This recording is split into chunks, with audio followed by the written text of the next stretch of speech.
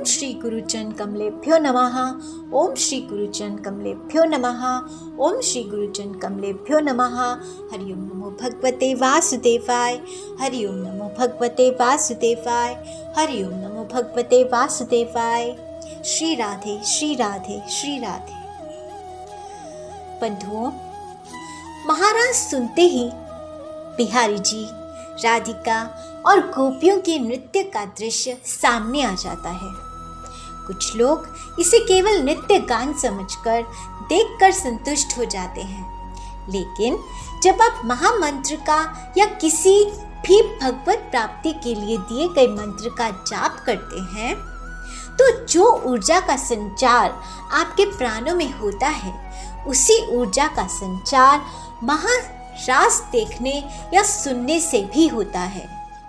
महारास के प्रसंग को बार बार सुनना या देखना और भक्ति भाव से एकाग्र होकर देखना और सुनना आपको उन्हीं ऊंचाइयों तक ले जा सकता है जिन ऊंचाइयों पर कोई भी भगवत प्राप्ति के लिए जपा गया मंत्र। जैसे आप मंत्र में माला का जाप करते हैं, ऐसे ही यदि आप दिन में बार बार रास प्रसंग को कई बार सुनो, देखो, नित्य प्रति उसमें लीन रहो, तो ये भी एक जाप जैसा है।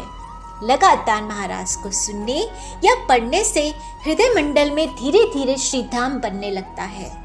रोम रोम और इंद्रियों की वृत्तियां धीरे धीरे अपने आप अंतर्मुखी होकर एक गोपी जैसे बिहारी जी के सानिध्य का अनुभव प्राप्त करने लगती हैं।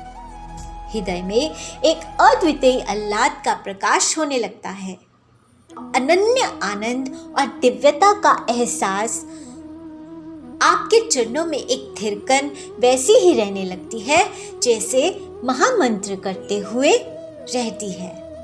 इन सब अनुभूतियों का कारण ये भी है कि भागवत जी का एक एक श्लोक सिद्ध मंत्र है और उसमें भी रास पंचाध्याय के मंत्र और उनमें गोपी गीत प्रमाणित हरि दर्शन का अद्वितीय साधन है।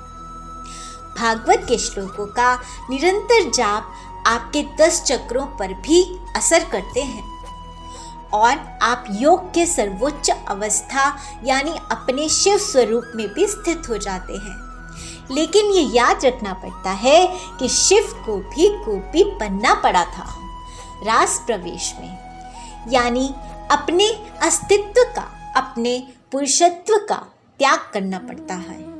तो इन सब अनुभूतियों के लिए एक भक्त को स्वयं को भूलना पड़ता है और आश्रय महारास प्रारंभ करते हुए श्री बिहारी जी ने भी भगवती योग माया श्री राधिका का आश्रय लिया और शिव ने महारास में प्रवेश पाने के लिए ललिता सखी के युगल मंत्रों का आश्रय लिया।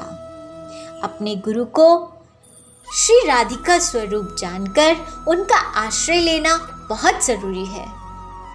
इसका कारण ये भी है कि महारास एक अत्यंत मार्मिक, भावनात्मक, नाजुक सा विषय है जिसमें जरा सी भी असावधानी भटका सकती है। लेकिन गुरु हमें भटकने नहीं देते। जैसे जैसे आश्रय मिलता है, जैसे जैसे महाराज की पवित्र ऊर्जा का संचार आपके अंदर होने लगता है, तो अपने आप सांसारिक भोगों से, दुखों से, चिंताओं से विरक्ति होने लगती है। यहाँ निवृत्ति और विरक्ति में अंतर है। निवृत्ति यानी अपने सांसारिक कर्मों को करना छोड़ देना और विरक्ति यानी सब कार्यों को करते हुए भी, सब कुछ भोग पदार्थ होते हुए भी उनसे उदासीन रहना या लिप्त न होना। और जैसे ही विरक्ति होने लगती है, तो उस रिक्त हुए मन में जो अभी तक सांसारिक इच्छाओं से, चिंताओं से भरा था, बिहारी जी रास से हृदय को भर देते हैं और भक्त पूर्ण काम हो जाता है। सारी इच्छाएं पूरी हो जाना कामना की पूर्ति कहलाता है, लेकिन पूर्ण काम यानी कोई इच्छा न रहना उस समय भक्त की चेतना को एक नया भाव मिलता है, एक नया रूप मिलता है। ये भाव, ये स्वरूप किसी गोपी जैसा भी हो सकता है, किसी सहचरी जैसा भी हो सकता है, किसी मोर जैसा भी, किसी गोप जैसा भी। भक्त स्वयं को रास मंडल की कुंज लता भी महसूस कर सकता है और बिहारी जी पर फूल और पराग की वर्षा करता निधिवन के पेड़ जैसा भी। आप यमुना में खिले कमल भी हो सकते हो और बिहारी जी की नाव चलाने वाले नाविक सखी भी। महारास और रासलीला अत्यंत पवित्र और भक्ति के सर्वोच्च साधन हैं।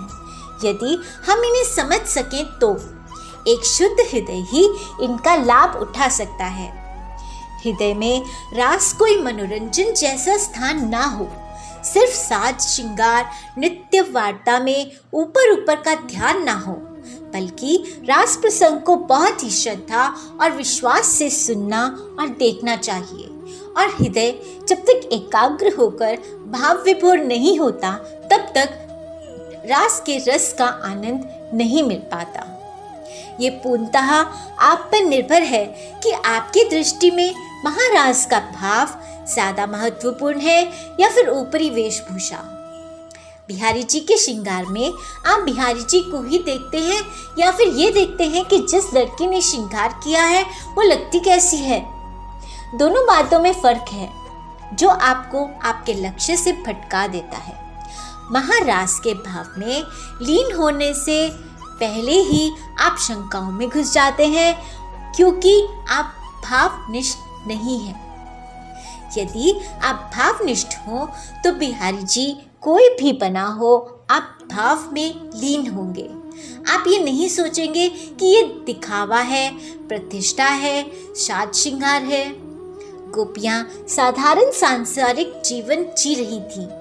क्या उनके संसार में कोई दुख तकलीफ, राग द्वेष आदि नहीं थे? रहे होंगे, लेकिन रास के समय कैसे वो सब उस वक्त सब छूट गया। उन पलों में उन्हें केवल बिहारी जी का ध्यान था और हम हैं कि रास सुनते हुए, रास देखते हुए और श्री बिहारी जी और राधिका को हृदय में महसूस करने के बजाय वातावरण और सज्जा देखने में ही लीन हो जाते हैं। एक और बात है, जो रास में लीन हो जाते हैं उन पर तो कृपा है, पर जो अभी तक रास को समझे नहीं उन पर कभी न कभी कृपा हो जाएगी। पर वो लोग बार बार रास देखते तो हैं, लेकिन ज़्यादा बुद्धि, ज्ञान और विवेक के होने के घमंड से लीन कहीं और हो जाते हैं। वो शंका में फंसे हैं और वो फिर निकल नहीं पाते। इसलिए रासलीला हो या महारास का प्रसंग, बुद्धि नहीं, उस वक्त के लिए भावुक हृदय चाहिए जो हमें लीन करने में सहायक हो। अतः एक शुद्ध भावुक हृदय रास का आनंद ले सकता है। कृपया मनन रसामृत को सब्सक्राइब करना और शेयर करना ना भूलें। शुक्रिया।